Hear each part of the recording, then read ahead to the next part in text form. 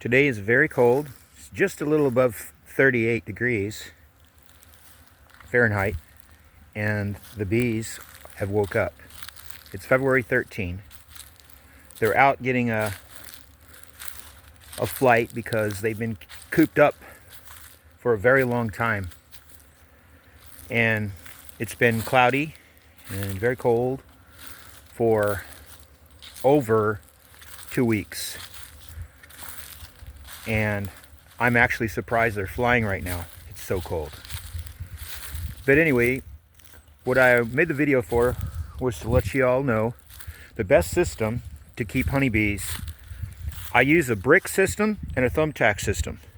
I learned the thumbtack system from Butts Bees, and I use a black thumbtack on the top of my hives or in the wood to let me know that I saw the queen and she was doing okay. And I use a clear thumbtack to let me know that that hive has an issue with the queen or doesn't have a queen.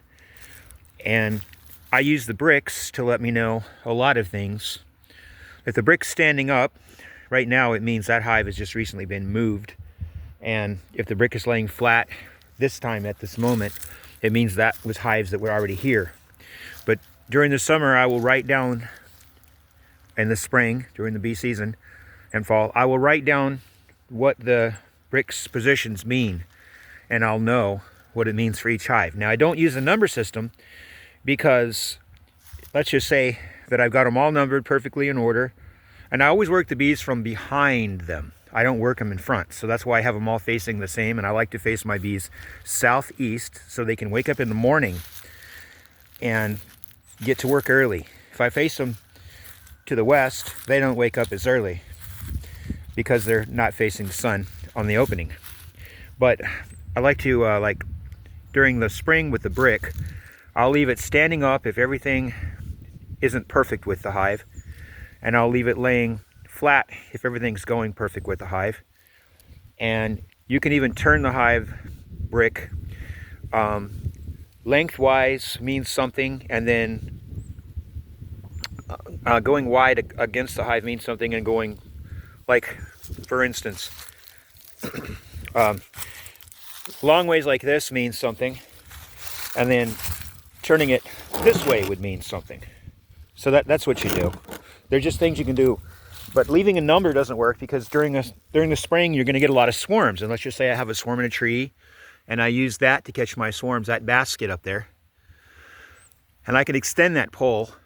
I can put an extension on it and reach way up in the trees. Oh, another thing.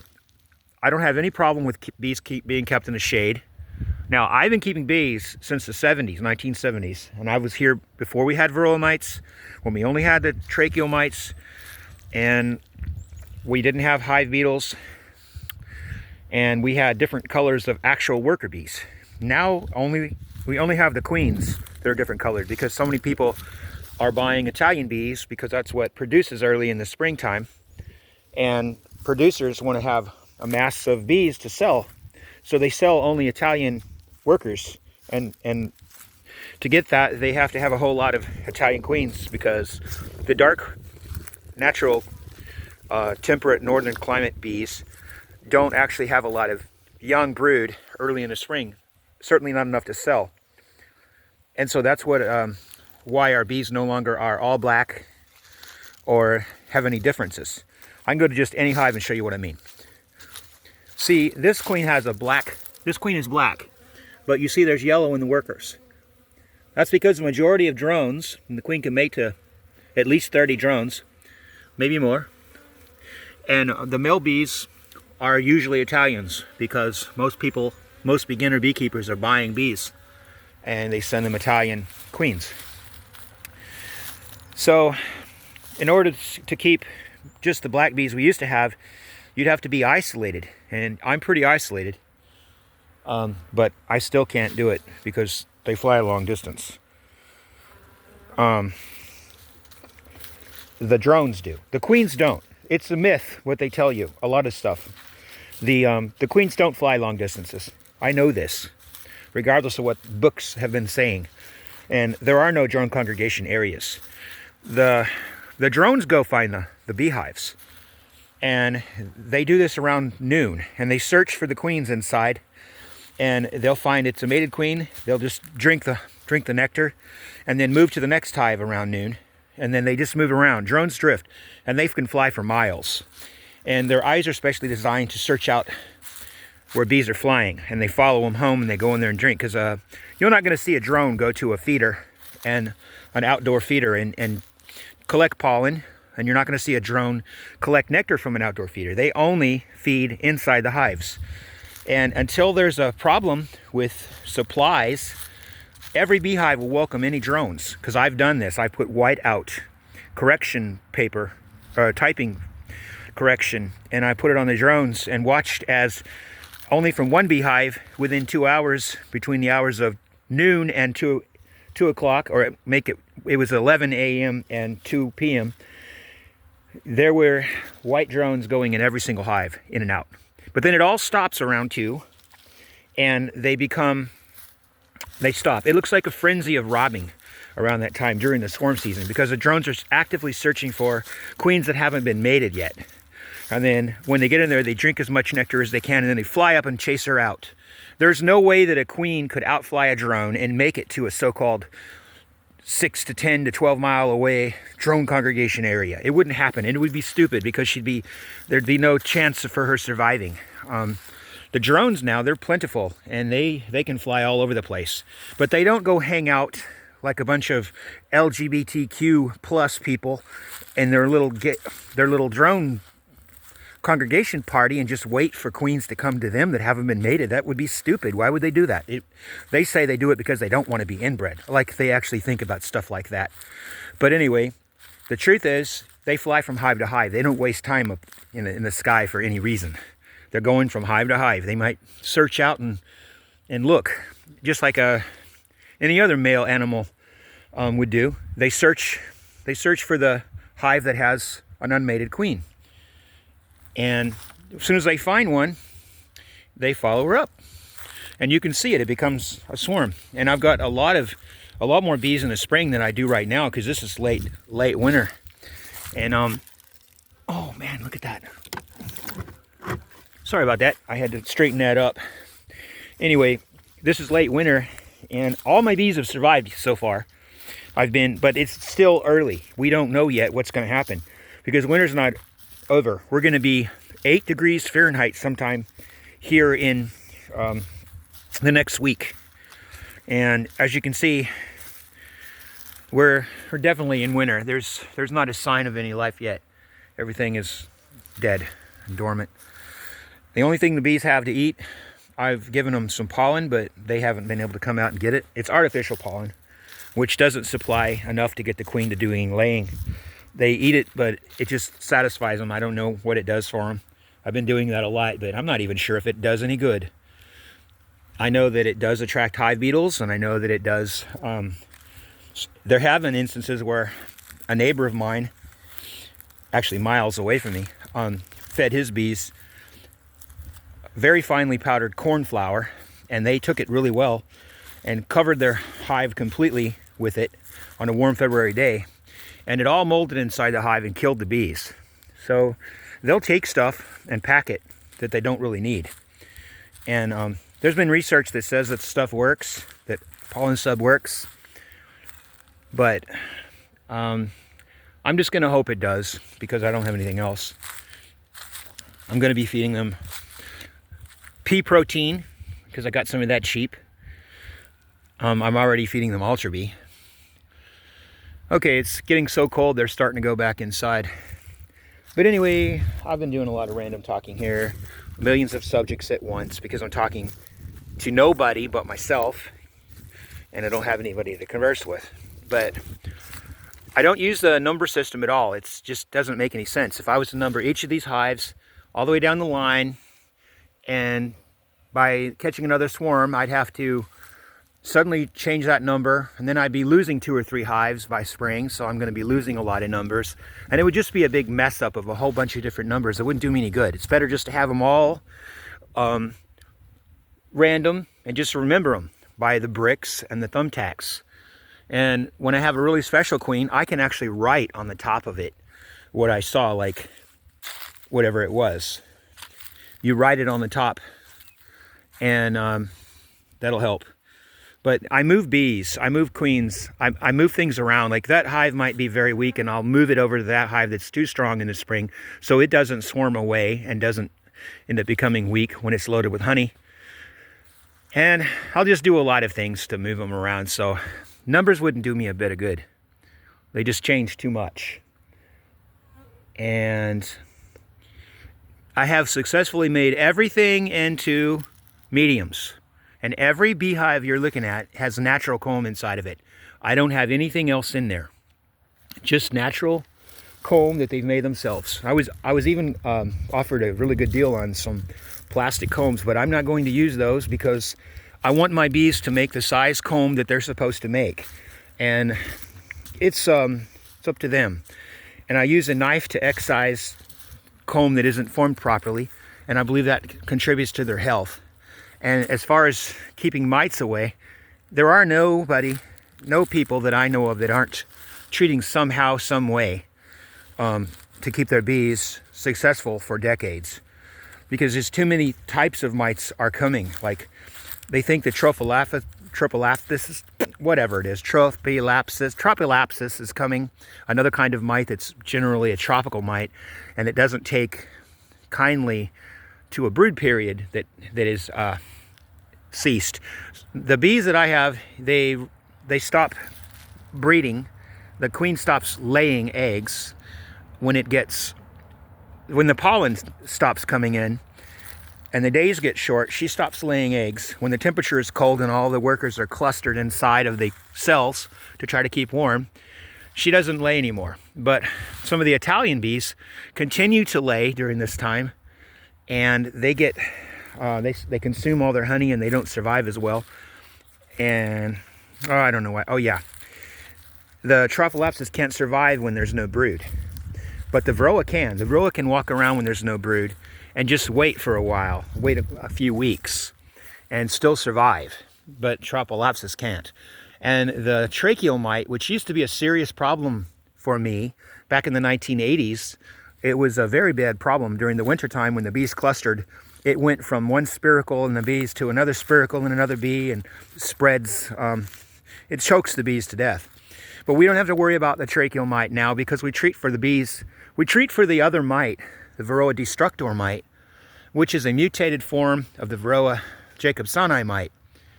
And no one knows how it happened, but during the time when they were doing research to destroy the killer bee, so-called killer bee, which doesn't really exist because people all over the world raise African bees and they don't cause any harm at all except in mythical movie shows and pest control companies that make a fortune taking and destroying bees out of houses.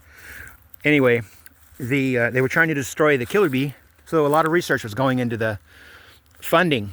I mean, a lot of funding was going into researching how to get rid of the migration of the killer bee, which by 1976 was supposed to destroy the United States beekeeping. It was going to be killing everyone. There were all kinds of stories and actual written crap about it. When I was a kid, I was scared that beekeeping was going to end because of the 1976 time period when they would migrate from Brazil and destroy all of our bees. Now, that's not true. Brazil still is one of the best honey-producing countries in the world. They're doing just fine. I know people who live in Brazil and have more beehives than me, and their children actually work their bees on certain times of the year, and the bees are calm enough to not have to wear a veil or a bee suit, and they don't requeen. They use natural bees that they breed themselves. I do requeen a lot because I like variety. I just come in to see what I can get. I've got bees that are supposed to be mite, learning how to become, well, adapting to become Varroa mite resistant. And this new Varroa mite, called the Varroa destructor, just suddenly appeared worldwide in different spots, starting in the late 80s. And about the time when the United States was telling us we were going to have to start regulating our bees because of so-called killer bees, that's when the Varroa hit us in Texas, when I lived there, in the 90s. And it just didn't happen, and I've never had a problem with anything like that. But the Varroa destructor just appeared and it wiped out all the bees. There used to be a bee called Apis mellifera mellifera here, all over the forests of North America, and it was a black queen and black bees. There were no stripes on this bee. They were all over the place, and they were here when we first started keeping bees in these kind of boxes. They were called the native bee, even though they're not called native now. They were called native in the 1800s, 1700s, and 1600s. They were called native bees. The yellow bee that you're looking at in my hives wasn't introduced until 1857 by a couple of gigantic bee companies that were wanting to sell honeybees to new beekeepers and package bees to beekeepers up north so they could restock their hives after cold winters killed them. And they imported the the Italian bee. The reason I slipped and said African is because the Italian bee is a subtropical bee from the tip of Italy. It's from the tip of Italy next to Africa. And if there is such a thing as a type of bee that would be Africanized, that would be the Italian, because it's yellow and it's designed for a warm African weather. But there isn't.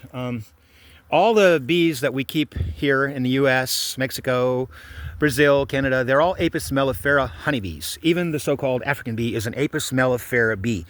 They just say that it's a different subspecies. However, they say it can be any color, which is the only breed of bee that can be any color. Every other breed of bee, you can only tell the difference because of the color of the workers. However, as I said before, you can't tell the difference in the color of workers anymore because they're all yellowish.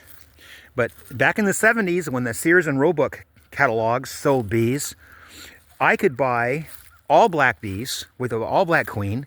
I could buy 5 striped Italian bees. I could buy 3 striped Italian bees, and the workers would match, and they would be pure because there were no pests. It was easy to isolate. The only thing that a beekeeper had to worry about was keeping the queens and the workers a different color so he could have his own personal stock and his own personal trademark color. There were midnight bees, there were starline, there were 5-banded, 3-banded bees, there were leather Italian, patent leather Italians. They had all kinds of different name brands for bees. Now, the only thing we worry about is trying to keep them alive. So we have queens that are called ankle biters because they so-called chew the Varroa destructor mites' legs off. And they still need treatment. They still won't survive without treatment, the ankle biters. We have Martha Washington mite maulers, and those are just a bunch of random bees that so-called destroy the mites by crushing them and killing them with their jaws or something, mandibles, whatever you want to call them. And we have Varroa-sensitive hygiene bees called VSH, and those tear out the capping on the larva and open it up so that the mites, which most mites live within the cell with the young larva, and only a few of the females are phoretic. So when they do those mite tests, well, let me get back on the VSH. They pull out from the capping and get into the worker, and often pull the worker larva out. The larva out of the droning worker. They just pull the larva out of all the bees that are affected by mites. They can somehow smell that, and they remove it and throw it out.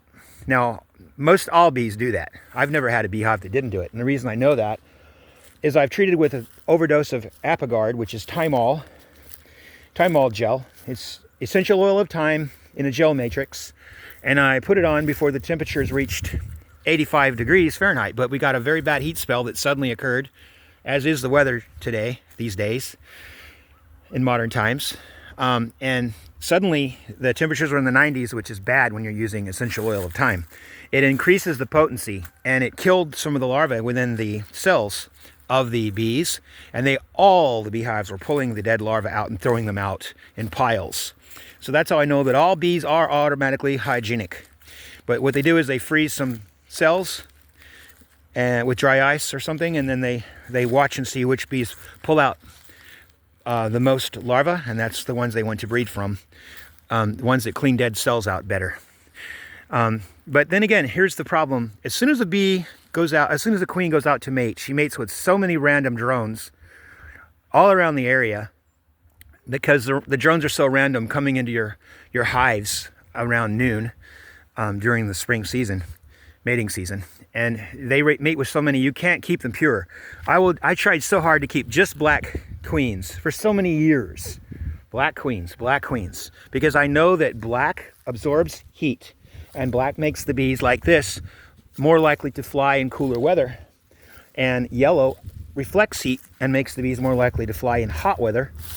So they actually have found that the workers do get more yellow in natural areas where the climate is hot, and darker where the climate is cool. That's why dark bees are all over the northern temperate hemisphere before we started introducing the Italian.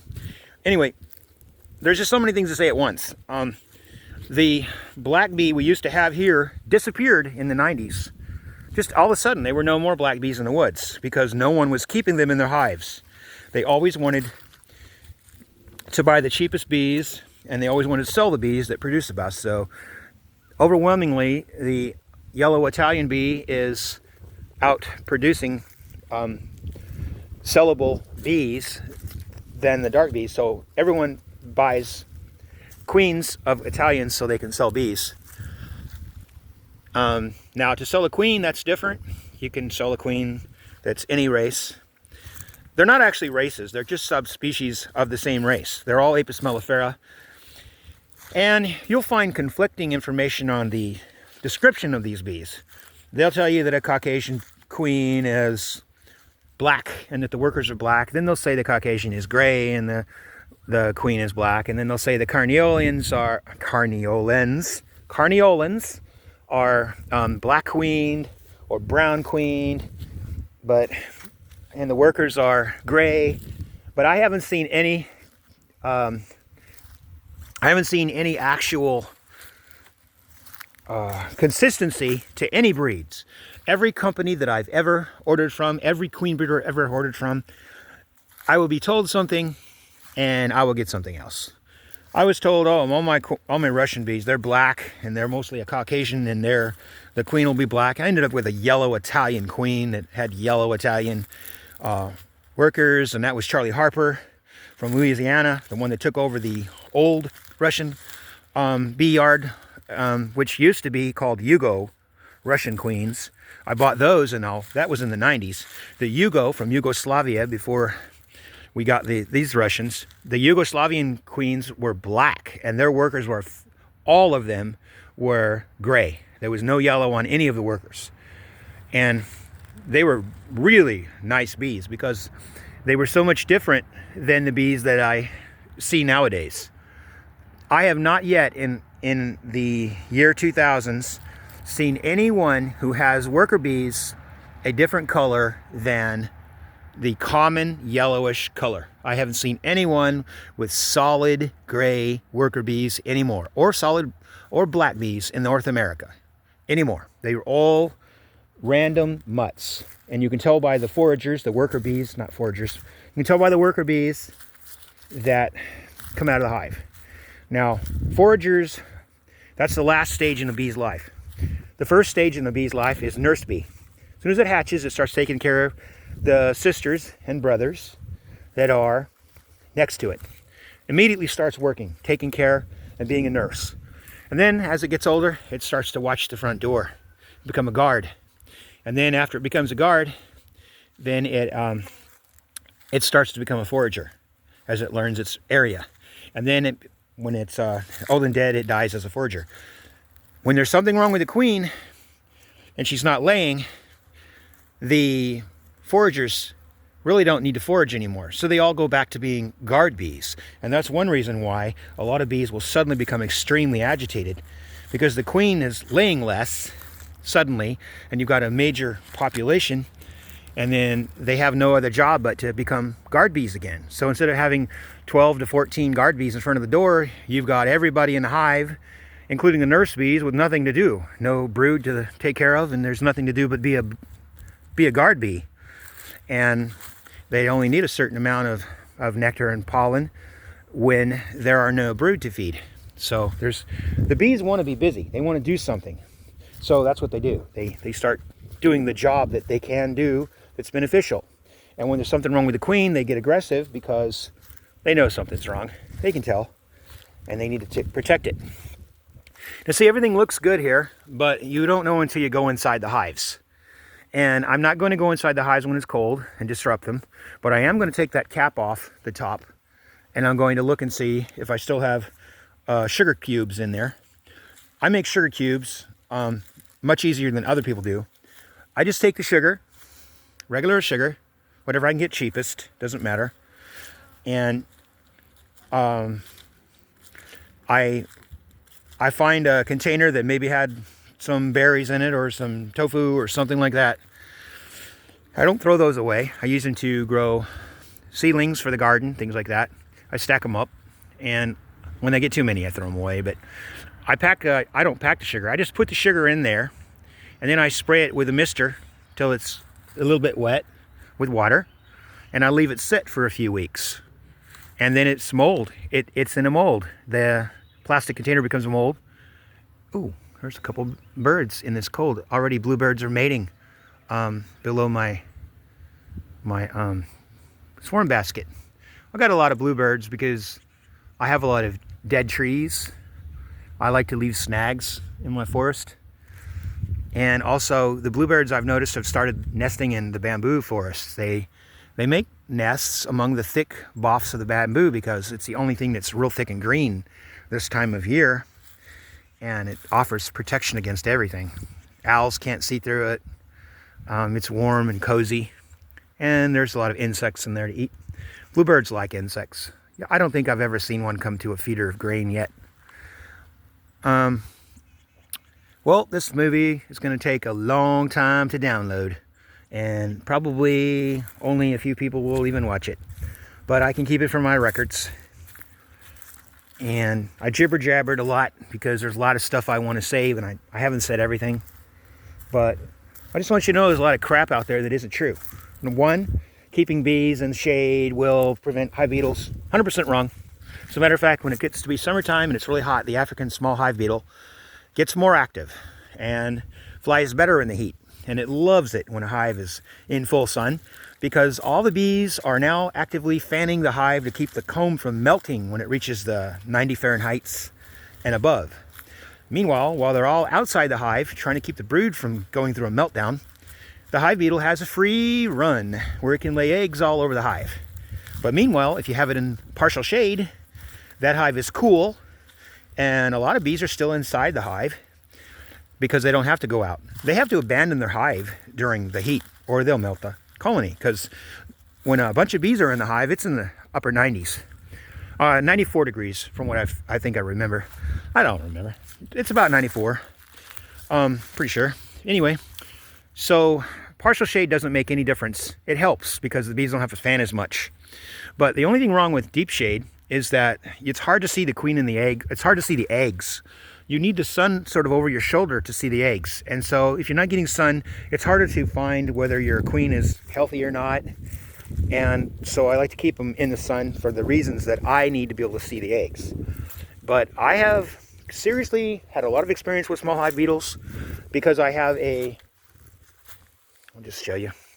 I have a big field across from me in this valley, and the man sprays pesticides constantly.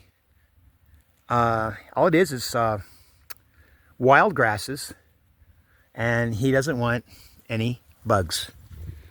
And so he sprays constantly. And it's not necessary, but he does it.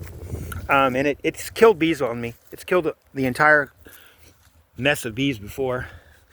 Generally, I get 10 years before he does it, and then he starts doing it for a few years, and then he goes off again. As you can see now, every beehive's alive. I have no dead. That's because he is not spraying, but hey, he could start in another month. Never know.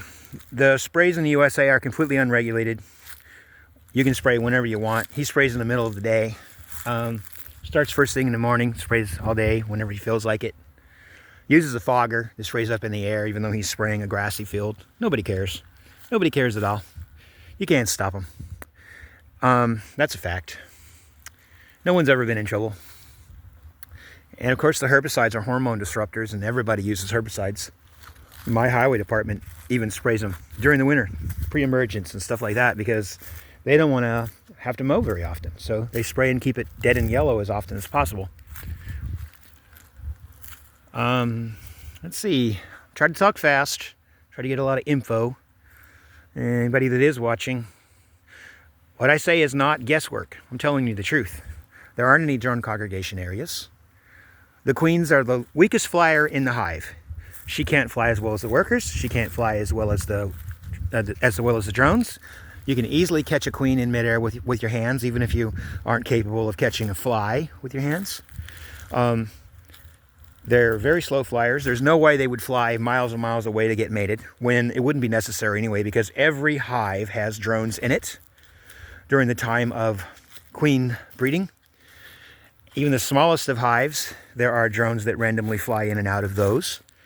So she will be followed out and mated with before she gets very far from the hive she came out of. There's no way she could make it even a half mile from the hives without getting mated fully. And she gets mated so well that she has no ability to fly anymore and starts to develop her ovaries, and kind of like a mammal getting pregnant. She swells up and she is unable to fly very well while she's swollen with her reproductive organs preparing for egg laying. And so she quickly settles down within minutes of being mated and hasn't got the ability to fly anymore. I'll watch them up there, buzzing above the hives, swirling around, drones making a loud roaring racket with their wings I can tell where a swarm is because I hear the drones making their racket above it. And it looks funny when you look at it.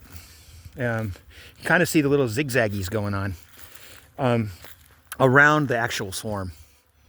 And then the queen quickly settles on a tree because she can't really fly well. Sometimes there's 12 queens in one hive. In one swarm. I pick them up and I put them back in a hive. I try to catch what queens I can and put them in individual cages. And I put them in their own little hives. But you can see I don't have any room for any more hives on this stand, so I'm going to have to make another stand or find another spot to put the bees. And it will have to be at least probably 6 miles from here, which is like 10 kilometers or something. And then I'm going to get them away because I have enough bees for the forage in this area.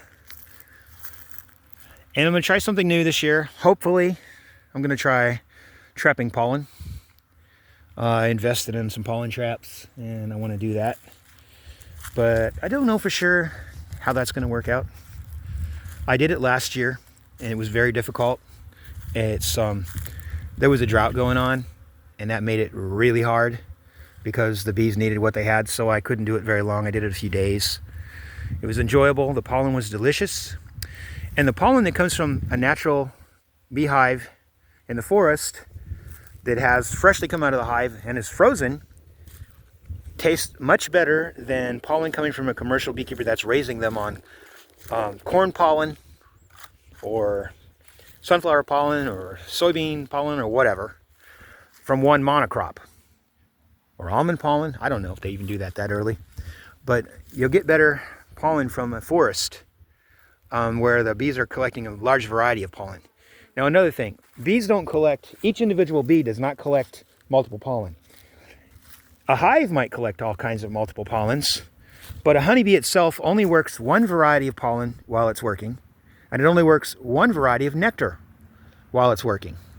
They will only go after one species, each individual bee. Like for instance, if they pick oak pollen, they're going to go after oak pollen until it doesn't have it anymore. Or they find something that's better, then they'll quit that and go for that. That's why honeybees make better pollinators than other bees, because you have hundreds of thousands of honeybees coming from this apiary, and let's say that I've got a watermelon field over there. The bees are all going to work that watermelon field while it's blooming and spread and cross-pollinate watermelon pollen. Whereas some of the other kinds of bees, they're not going to isolate themselves to just that one pollen. They're going to be going, they might visit a watermelon flower And then the next flower the bee visits when it goes back to its tiny hive, the non-honeybee bee, it will visit a cherry blossom after that. And so the cherry blossom did not get to cross-pollinate with another cherry. Well, that's why a honeybee is better, because a cherry blossom from a honeybee pollination will have been visited by a bee that has the pollen on its hairs from all kinds of cherries for about, I don't know, probably 10 miles around. Because bees fly really far, farther than they say. They do fly long distances, because I know people in the deserts of Arabia who have gotten pollen off their bees from one oasis to the next. And some of those oases are 15 miles away, and they'll be bringing in like date pollen from another oasis. So, because their oasis is not blooming any. So it's really, you got to look into things and you got to research it. Don't just read a book from one guy who wrote something because he saw it somewhere else. You need to do a lot of studies and take everything with a grain of salt. You have to learn it through experience. Don't believe everything you hear. And I don't use any chemicals that are made by the petrochemical mafia. I don't use herbicides. I don't use talfluvalinate. I don't use amitraz. I don't use cumifos. I don't use any of that. I use things that are considered organic. And the reason is they don't have that long-lasting effect, and they're not hormone disrupting agents, and they don't have nerve agents in them. They're not going to affect human health. They're not long-term. They kill on contact, and that's what I believe in. I just don't believe in raising an animal that has something harmful in it. But you do have to do something. So I don't blame anyone, because if you don't treat your bees, they'll go with the fate that our black bees did. You won't find a colony of black bees in the trees anymore. Oh, you'll hear some guy tell me, oh yeah, you will. I've got a black bee area in my place, and I'll say, go get me a picture of it. And they'll show me a picture of one black bee. It's like, come on, we already know that in one colony, like I'll show you, you're always going to find a black bee among the mutts. Well, there went one. But I'm trying to focus on black bees. That's just a regular yellow. And of course, when a bee is robbing hives a lot, all that color you see on those bees, those are tiny little hairs. That's fuzz. And that fuzz comes off when the bee has been getting messed with by robbing another hive, and they'll look shiny and black. So you're going to have that. But what I'm talking about is a colony of nothing but dark black bees. You won't see it anymore. Now, you see that beehive, that bee right there. It's kind of a, that's an old bee. But that bee doesn't have much yellow on it. That's what you would call a carny bee. You can see those are really yellow. But there's a lot of difference in one hive. Will have different colored bees.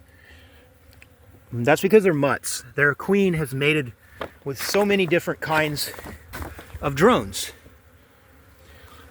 And you'll notice that a queen can be any color in the hive because they take a regular worker egg and they make it into a queen. And I've got a grafting kit, and I can graft, but I don't do it now because I like to have my bees. I don't need to make mass quantities of queens. I like my bees to choose the very egg they want to choose before they make their queen. And generally, they like to choose the eggs that somehow become darker bees. And that's what I like. I end up with a lot of queens that are darker. But I just have this thrill about buying unique new types of queens. I always fall for the spiel. This bee is working on being